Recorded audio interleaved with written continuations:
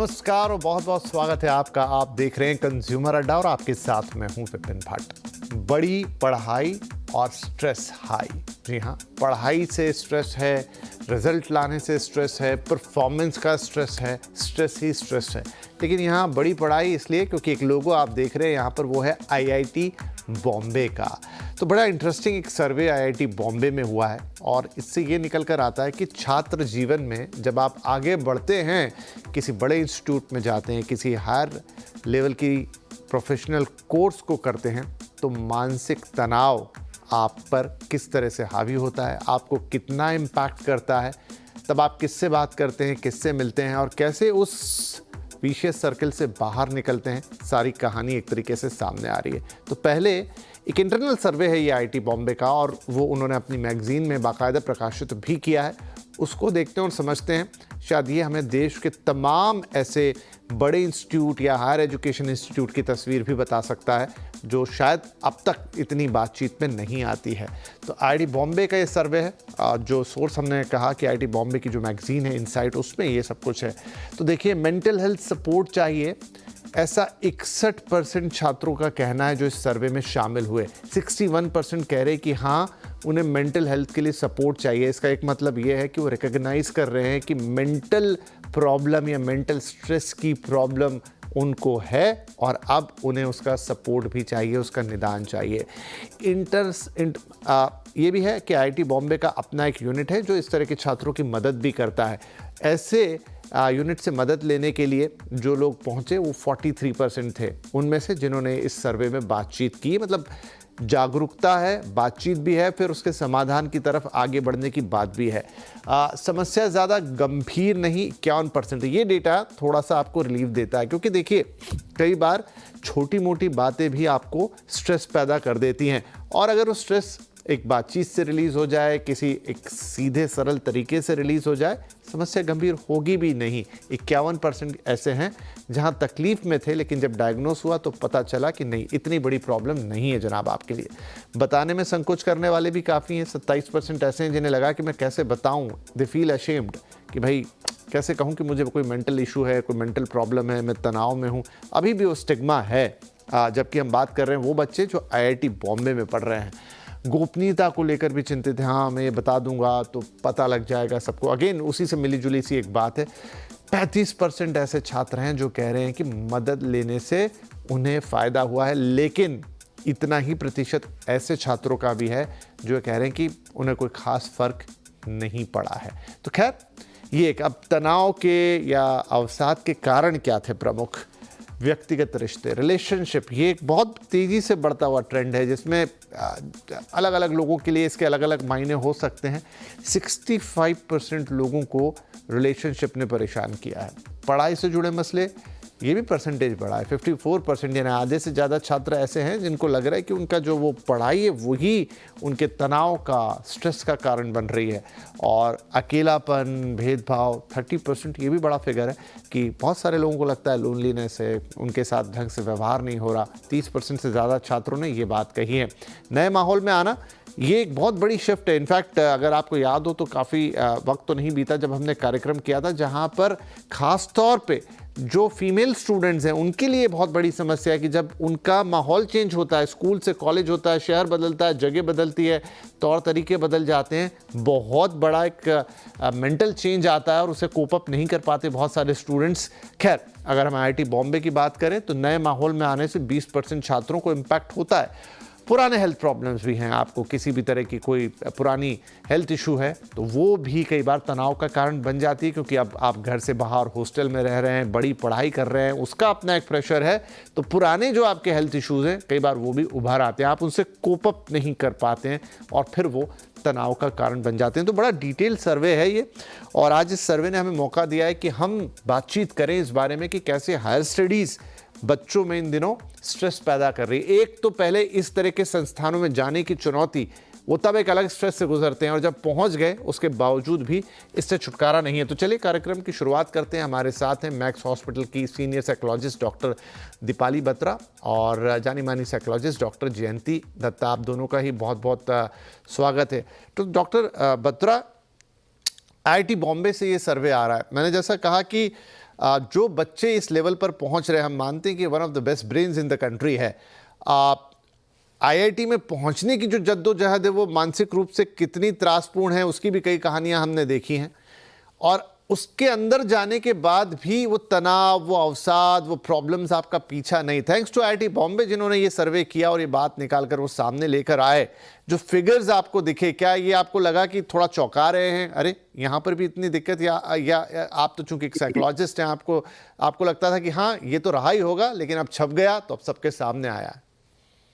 मुझे लगता है इससे ज्यादा प्रॉब्लम है। जो फिगर्स आए हैं मुझे लगता है उससे कहीं ज्यादा परसेंटेज है, बिकॉज बहुत सारे लोग बोलते नहीं हैं बिकॉज ऑफ स्टिग्मा।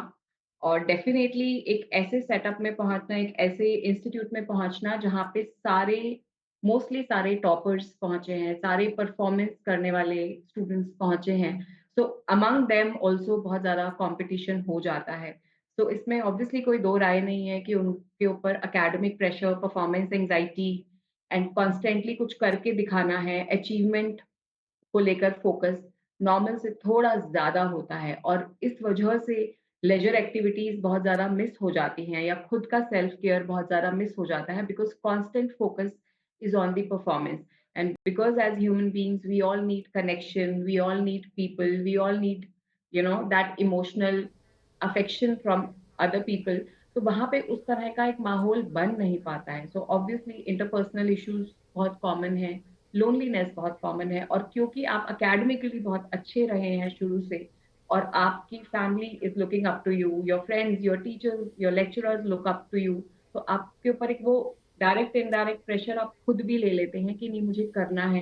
काफी ऐसे भी स्टूडेंट्स मेरे पास आते हैं जिनको अगर ये कहा जाए कि आप वॉक करने चले जाओ, आप कुछ खेल लो, they feel guilty, they feel कि उनको राइट ही नहीं है कि वो अपनी तरफ ध्यान दें या लेजर करें। उनका सिर्फ एक ही काम है कि उनको पढ़ना है, क्योंकि वो यहाँ पहुंचे हैं और यहाँ पहुंचने का मतलब है कि अब कुछ करके ही दिखाना है। सो इस पूरे प्रेशर में their mind is not able to handle so much of stress. Stress को हैंडल करने के लिए कोई स्टेप्स नहीं लिए जा रहे हैं। जी, डॉक्टर दत्ता, जब भी स्टूडेंट चाइल्ड साइकोलॉजी की बात आती है हमारी, तो आपसे ढेर सारी बातें होती हैं। यहाँ भी बच्चे ही हैं, लेकिन थोड़े उम्र में बड़े बच्चे हैं जो कॉलेज पहुँच गए हैं, और वो भी हम आईआईटीज़ की बात कर रहे हैं, बड़े इंस्टीट्यूट की बात कर रहे हैं। अब ये एक विरोधाभास सा लगता है देखने में दूर से कि जो one of the best brains हैं, मतलब जिन्हें हम मान रहे हैं कि वो सबसे बुद्धिमान हैं, मेहनत भी उन्होंने बहुत की होगी वहाँ तक पहुँचने में, ऑलरेडी वो एक बड़े एक दौर से गुजरे होंगे जब उनको एक कंपटीशन भी फेस करना पड़ा होगा। ऐसे माइंड्स में भी 60% लोग कह रहे हैं कि भाई उनको मेंटल स्ट्रेस महसूस होता है। देखिए, आईक्यू की अगर हम बात करें, बुद्धिमत्ता की बात करें, तो वो तो प्रूफ हो चुका है, वो आईआईटी में एंट्री कर गए हैं, तो उसका एक एविडेंस हमारे पास मौजूद है। लेकिन आज के दौर में ईक्यू यानी कि इमोशनल इंटेलिजेंस, अकेलापन इतना ज्यादा है। देखिए, एक बच्चा तनाव से ग्रसित था, कंपटीशन से घिरा हुआ था, अब उसने सक्सेस को चखा। एक इतनी नामी धामी इंस्टीट्यूट में he has achieved his goal, लेकिन वहां पे जाके उसका जो अकेलापन है वो और भी उसे सताने लगता है। अब उसके लिए सिर्फ पढ़ाई और परफॉर्मेंस का जो एक पैरामीटर है वो अकेला नहीं होता है, आपको प्रूव करना होता है कि आपका हेटेरोसेक्सुअल रिलेशनशिप वो भी ठीक चले, आपका पीयर ग्रुप के साथ इंटरेक्शन वो भी ठीक चले। अब majority of this children are away from the home, right? और उसमें वो जो इंटेलेक्चुअल दबाव है उसमें तो कमी नहीं आती है, क्योंकि नई नई चीजें आपको पढ़ना पड़ता है। उसके साथ साथ जो एक सिक्योर्ड एनवायरनमेंट इनको चाहिए होता है वो नहीं मिल पाता। आज के जमाने में जो एक बॉन्ड हुआ करती थी किसी भी एजुकेशनल एकेडमिक इंस्टीट्यूशन में, आप देखेंगे कि बच्चों के साथ, स्टूडेंट्स के साथ एक टीचर का जो एक रैपो होता था, आज वो नहीं है।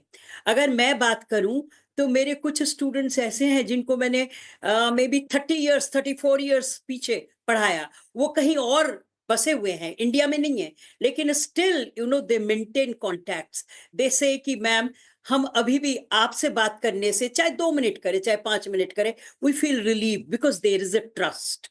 ये ट्रस्ट आज बच्चों को नहीं मिल पाता है। तो उसमें होता क्या है, और देखिए जो ये आप मैसेजेस देते हैं, जो न्यूज़ आप देखते हैं, जिस तरह की चीज़ें आपके ज़हन में आती है, वो और भी कॉन्फ्लिक्टिंग चीज़ें होती हैं। It produces more of a conflict than consonance. यानी कॉन्सोनेंस का मतलब ये हुआ कि आप जिन चीज़ों पे विश्वास रखते हो, उन्हीं को मद्देनजर रखते हुए आपकी इन्फिल्ट्रेशन, आपकी इनपुट्स जो आती हैं वो खप जाती हैं। आज जो हमारा बच्चा है, जो आईआईटी में हो चाहे एम्स में हो, ऐसे बच्चे मेरे पास, बच्चे तो नहीं कहूंगी, ऐसे डॉक्टर्स, ऐसे इंजीनियर्स आते हैं, गिने चुने आते हैं मेरे तक। लेकिन आते जब है, उनकी भारी भरकम परेशानी ये है कि मैं जाऊं कहाँ, किससे बात करूं। अब आप देखिए, live in is allowed, most of the institutes in Delhi at least, they are allowing live in, but in spite of that there are mental breakdowns, और mental breakdown आपने सही कहा, the taboo is still there, और ऐसे हाथ थामने वाला, emotional support देने वाला बंदा आपको मिलता नहीं है। देखिए जी। मैं जानती हूँ ऐसे साइकेट्रिस्ट दिल्ली में, अभी मेरे को इतनी हैरानी हुई कि इनको मैं अरसों से जानती हूँ, प्रैक्टिसिंग साइकेट्रिस्ट, 10 मिनट्स के लिए 4,500 ले रहे हैं।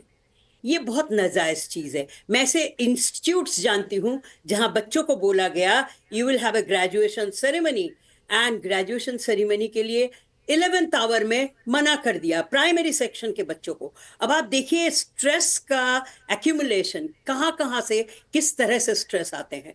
आपके जो रिश्ते हैं, रिश्तों में तो आप देख ही रहे हैं आजकल किस तरह से हैवानियत पे उतरते हैं लोग। एक जी। माँ नहीं छोड़ती बच्चे को, एक वाइफ नहीं छोड़ती। हमारा तो शहर, हमारा तो देश ऐसा है जो मानता है 7 जन्म के लिए बंधते हैं हम इस तरह के रिश्तों में। वहां पे भी आपको चैन नहीं है।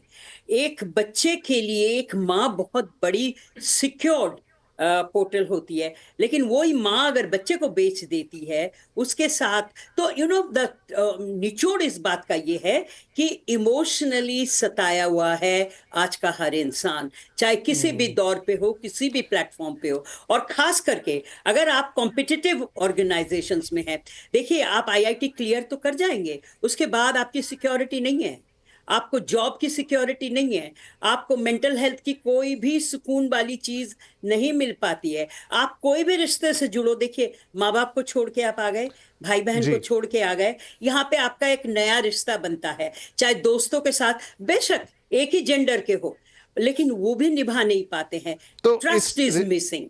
जी जी, ये रिश्ते वाली, क्योंकि अब देखिए समस्या की वजह जो हमने बताई उसमें भी व्यक्तिगत रिश्ते, पर्सनल रिलेशंस सबसे ऊपर आ रहे हैं। डॉक्टर दीपाली, 65% बच्चे हैं जिन्होंने कहा पर्सनल रिलेशनशिप। तो हालांकि मैं नहीं मान, पर्सनल रिलेशनशिप जब आप बोलते हैं तो बड़ा दायरा है, सिर्फ ये पुरुष महिला मित्र वाली बात नहीं रह गई, इसमें हर किसी के साथ रिश्ते आ गए। लेकिन जैसे डॉक्टर बता रही हैं, क्या हम लोगों से इन दिनों रिलेशनशिप्स किसी भी तरीके के मैनेज नहीं हो रहे हैं? इंडिविजुअलिटी इतनी ज्यादा बढ़ गई है कि वो रिलेशनशिप्स मैनेजेबल ही नहीं रह गए, क्या हो क्या गया है? आई थिंक हम थोड़ा सा वेस्टर्नाइज कर रहे हैं और कहीं ना कहीं हम इंडियन अभी भी हैं। तो there is a mix of things, we want to practice everything, there is too much on our plate. जैसे हमारे पास सोशल मीडिया भी है, हमारे पास फ्रेंड्स भी हैं, हमारे पास स्कूल फ्रेंड्स भी हैं, कॉलेज फ्रेंड्स भी हैं, और सबके अपने अपने नीड्स, डिजायर्स हैं, and everybody wants a listener, nobody wants to listen. तो कहीं ना कहीं आज भी मैं एक वर्कशॉप करके आई हूँ एक कॉलेज में, और ऐसे ही इश्यूज पिकअप हो रहे थे दैट मुझे बहुत नेग्लेक्टेड फील होता है अपने कॉलेज में। मुझे ऐसा लगता है मेरे फ्रेंड्स मुझे जानबूझ के इग्नोर करते हैं। मैं एक हाई परफॉर्मर हूँ पर मुझे लोनली लगता है, और ये बात मुझे कौन, मतलब मेरी ये वाली बात कौन सुनेगा? क्योंकि अगर मैं किसी को भी बोलता हूँ वो बोलते हैं स्ट्रेस कम लो, बट ये मेरे अंदर जा चुका है। मतलब now this is how I am, which means अब जब आपसे हैंडल ही नहीं हो पा रहा है, then you need professional support. चाहे वो रिलेशनशिप विद पेरेंट्स है, ऑब्वियसली हम अपने चाइल्डहुड की, स्कूलिंग की, अर्ली कॉलेज ईयर्स की बहुत सारी चीजें अपने हायर एजुकेशन में अपने साथ लेकर आते हैं। वो सारे पेन, ट्रॉमास, वो हमें अंदर तक इम्पैक्ट करते हैं, और वहाँ से ही हमारे फ्यूचर रिलेशनशिप्स, हमारे एडल्ट रिलेशनशिप्स, चाहे वो फ्रेंड्स के साथ हैं, चाहे वो पार्टनर के साथ हैं, उन सब पे उसका बहुत ज़्यादा इम्पैक्ट होता है। तो डेफिनिटली एक अर्ली एज में उसको आइडेंटिफाई करना, और उसके लिए कहीं पहुंच के एक न्यूट्रल पर्सन से डिस्कस करना, who is unbiased, who is non judgmental, जो आपकी किसी भी बात पे आपको जज नहीं करेगा, जो आपको आपको ट्रिगर नहीं करेगा, आपको आपकी कमियां नहीं सुनाएगा, मतलब आपके साथ एक इस तरह से कम्युनिकेशन करेगा जिसमें आप सुन सकेंगे, आपको खराब नहीं फील होगा। आई थिंक वो एक चीज़ बहुत ज़्यादा मिसिंग है। डेफ़िनेटली आजकल जब मेरे पास 23, 24, 25 ईयर ओल्ड ग्रुप आता है, तो उनके पेरेंट्स भी आने के लिए रेडी होते हैं और हम बिल्कुल टीम वर्क करने की कोशिश करते हैं, जिसमें हमारी ये पूरी कोशिश होती है कि हम फैमिली इंटरवेंशन करें। अगर उस एडल्ट को, उस यंग एडल्ट को अपने पेरेंट्स के साथ कुछ कंसर्न आ रहा है, हम उन कंसर्न्स को पेरेंट्स के साथ लेते हैं। और जो पेरेंट्स को कंसर्न आ रहा है अपने चाइल्ड के साथ, एडल्ट के साथ, हम वो पेरेंट्स के साथ लेते हैं। It's a team work, it takes time because the first step is listening to their concerns, understanding them, and then accordingly moving step by step. So any kind of work needs support, needs patience, needs time, because ये long term damages होते हैं और अगर एक point के बाद किसी से कोप अप नहीं हो पा रहा है, उनको स्लीप डिस्टर्बेंस हो रहा है, उनका एपिटाइट लो हो रहा है, उनको डेथ विशेस आ रहे हैं, उनको पैनिक अटैक हो रहा है, उनको बहुत आउट ऑफ कंट्रोल वाला एक फीलिंग आ रहा है, वो कंसंट्रेट नहीं कर पा रहे हैं, जैसे ही आपके बायोलॉजिकल सिम्टम्स पे इम्पैक्ट आ रहा है, that means that now you need intervention and you have to reach out. जी, ठीक है। तो ये बात तो हुई यहाँ पर कि बात करना ज़रूरी है और आईटी वाले रिपोर्ट में भी हमको पता चलता है कि वहाँ पर बहुत सारे बच्चे आगे बढ़े जिन्होंने बात की और तभी इतने सारे कारण भी निकल कर आए, लेकिन अभी भी स्टिल एक बड़ा फैक्टर है जिसने कहा कि मैं बात करने में झिझकता हूँ या मुझे अच्छा नहीं लगता या शर्म आती है। वेल, तो एक छोटा ब्रेक यहाँ मुझे लेना होगा, लेकिन ब्रेक से बाहर आके कि इस समस्या के सिरे को कहाँ से पकड़े, इस समस्या को सिरे को ऐसे पकड़े कि अब ये जो तनाव है ये हमारी ज़िंदगी का एक जिस तरह की दिनचर्या में, जिस तरह के वक्त में हम हैं, एक परमानेंट हिस्सा बन गया है। आप चूंकि बाकी पूरे इकोसिस्टम को तो शायद चेंज नहीं कर पाएंगे, तो खुद को चेंज कीजिए, या फिर जो आपका अपना इंडिविजुअल इकोसिस्टम है एक बार उस पर भी नज़र मार लीजिए। हो सकता है कि परेशानियां वहाँ से उठ रही हैं जिसमें आपका सोना, जागना, खाना, पीना, बाकी सारी चीज़ें इंक्लूडेड है, क्योंकि वो सब बिगड़ गया तो अब आप तनाव को हैंडल करने के लिए उतने सशक्त नहीं रह गए। शायद ये भी बात हो सकती है, लेकिन ये हमारे एक्सपर्ट ही बता पाएंगे। एक छोटा ब्रेक के बाद यही दो बड़े सवाल हमारे दोनों एक्सपर्ट से।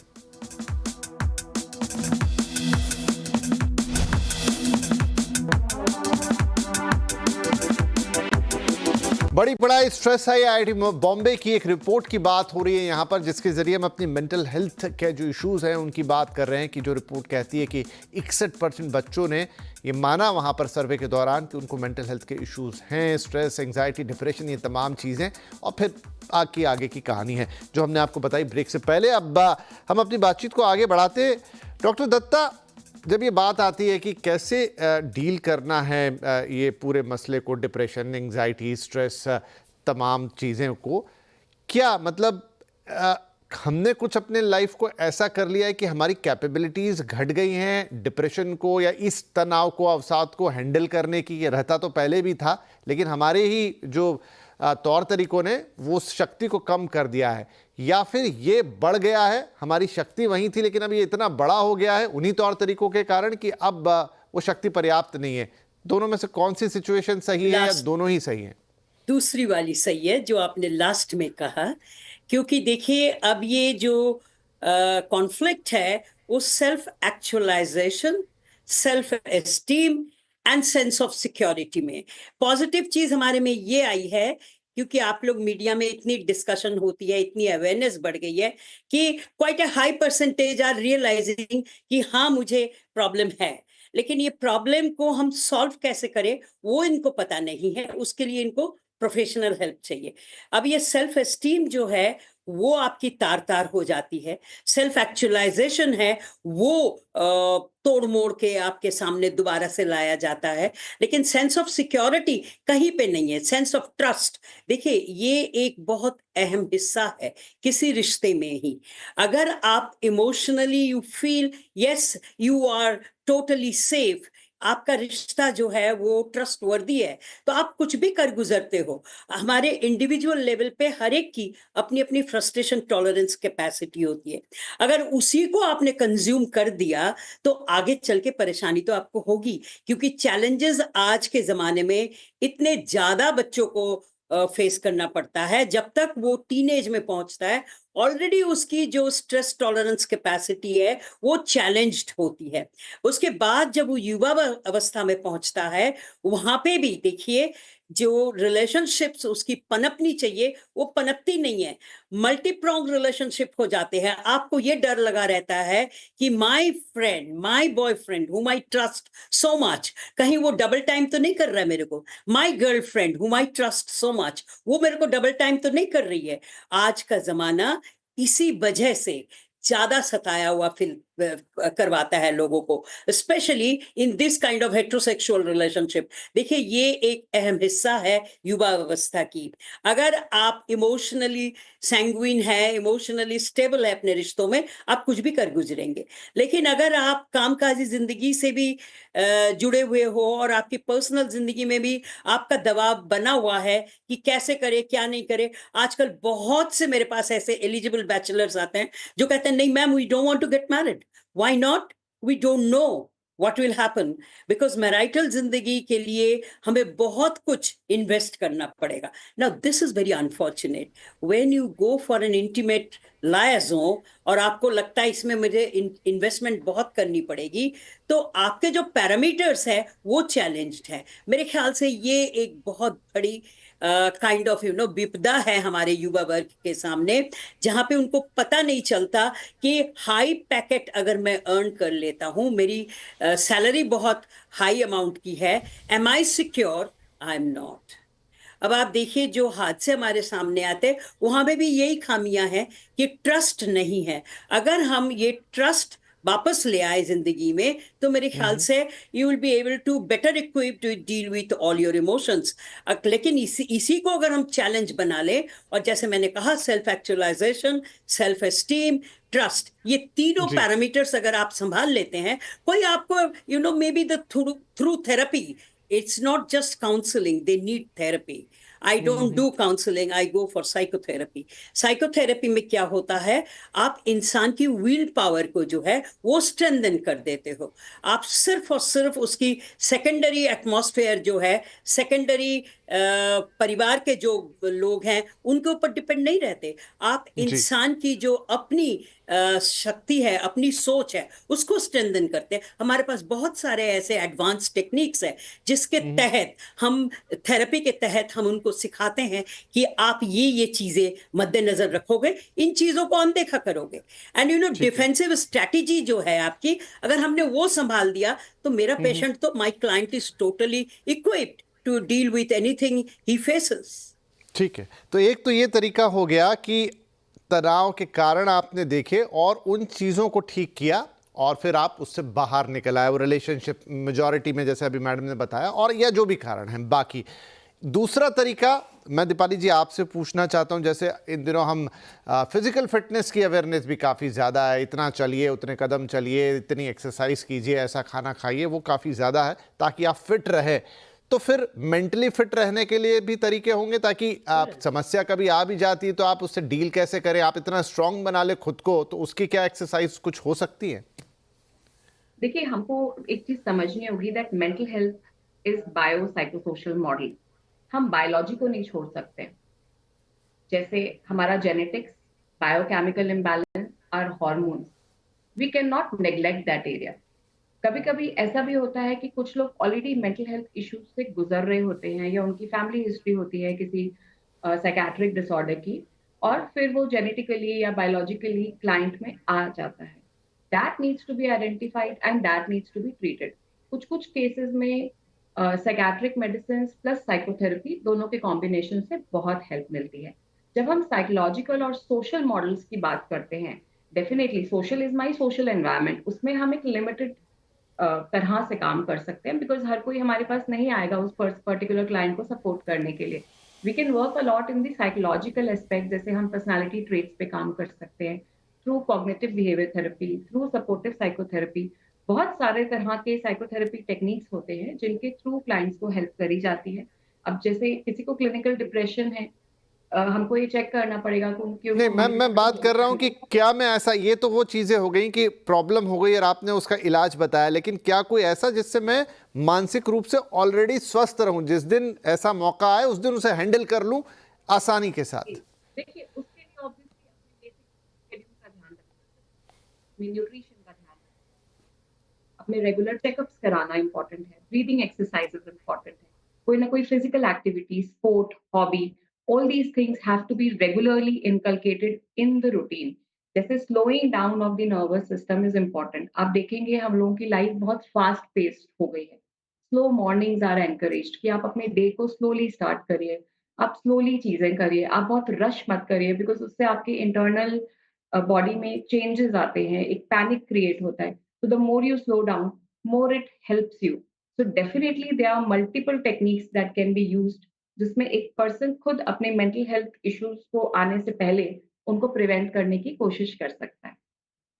चलिए ठीक है, क्योंकि समय समाप्त हो गया आज के लिए, लेकिन विषय काफी वृहद है, गहरा है। रेगुलर हम, हाँ जी मैम, ठीक है, 30 सेकंड्स मैम, क्योंकि समय तो खत्म हो गया। एक हाँ चीज जी I will जी advise my listeners to practice mindfulness.